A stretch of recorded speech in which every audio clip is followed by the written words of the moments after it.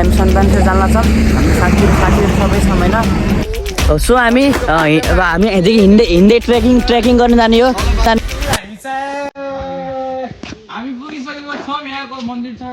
Finally केटा view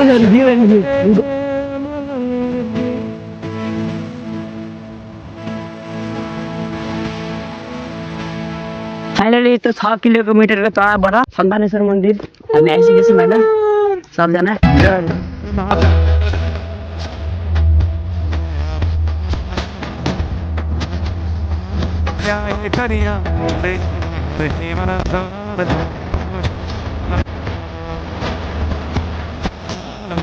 hello welcome to my dear subscriber.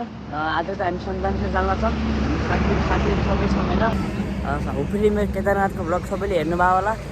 सब साथीहरू छन्, सबैले चिन्नुहुन्छ होला आधालाई, अब नभए अब चिन्नुहुन्छ तपाईँले।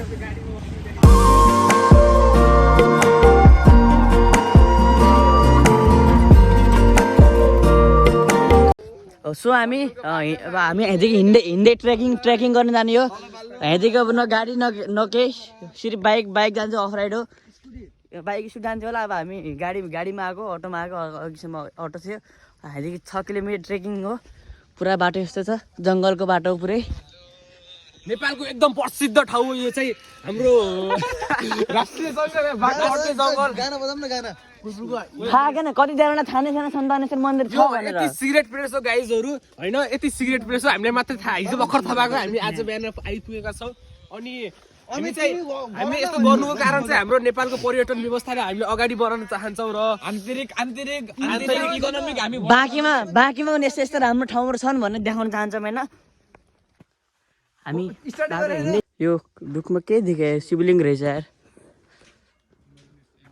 घरहरू पनि रहेछ त्यतिर। तिमी मेरो हातमा हो, सधैँ साथमा छौ। हामी पुगिसकेको छौँ। यहाँको मन्दिर छ सानो। सबजना थाकिसक्यो यहाँ। जय शम्भो। केटा यो त केही पनि होइन क्या यारमा। अगाडि हिँड्नु न, के अगाडि कति होला, केदारनाथ जानु चाहिँ कस्तो थियो।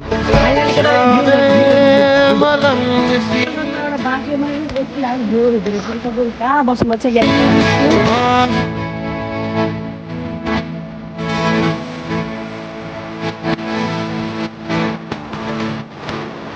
फाइनली हामी सन्तानेश्वर मन्दिर आइसकेका छौँ। 1.5देखि 2 घन्टाको चढावमा। जय शम्भो शिवजी। लाखौँ 1 घन्टा 1.5-2 घन्टाको मेहनत। फाइनली त्यो 6 किलोमिटरको चढावबाट यस्तो राम्रो भ्यू हेर्दै सन्तानेश्वर मन्दिर हामी आइसकेका छौँ होइन सबजना।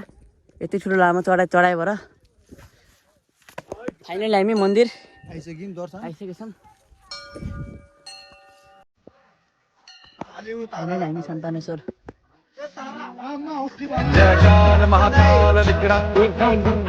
गर्नु होला सन्तानेश्वर।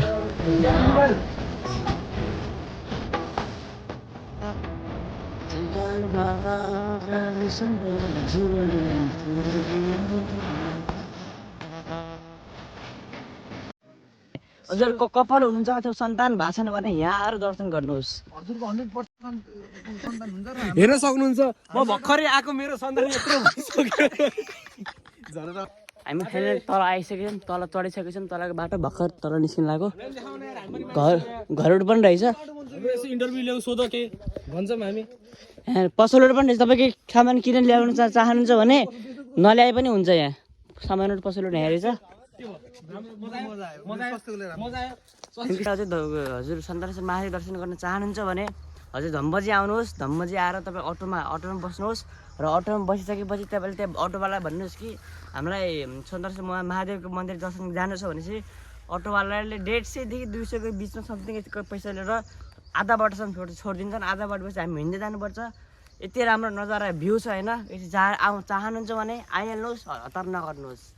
सन्तानेश्वर महादेव दर्शन किन गर्न आउने भन्दाखेरि यदि हजुरहरू कपाल हुनुहुन्छ, हजुरको भी सन्तान भइरहेको छैन भने हजुर एकचोटि आउनुहोस्। हजुरको भी सन्तान हुन्छ भन्ने प्राविधि छ। 20 वर्षदेखि चलिआएको मन्दिर रहेछ यो होइन। आएर एकचोटि दर्शन गर्नुहोस्। सन्तान मैले धेरैको देखेको छु इक्जाम्पल होइन। हेरेको देखेको सन्तान भएको हजुरको सन्तान भएको छैन भने सन्तान हुनको लागि एकै दर्शन गर्न आउनुहोस्। फाइनली हामी धम्मजी आइसकेका छौँ। फाइनली हामी 10 पुगे आइसकेका छौँ होइन। अब म आफ्नो घर जान्छु। साथीहरू पनि आधा बाटो घर गइसकेँ र मेरो चाहिँ भ्लग हेर्नु भएको छैन भने हेर्नु होला। लाइक कमेन्ट सब्सक्राइब गरेर नबिर्सिनुहोस्। मेरो दुईवटा भ्लग छ होइन, केदारनाथको भ्लग र यो सदरको भ्लग। अघिल्लो भ्लग 2 घन्टा 57 मिनट थाहा भएन। भ्लग हेरेर नछुटाउनु होला है। हस् धन्यवाद।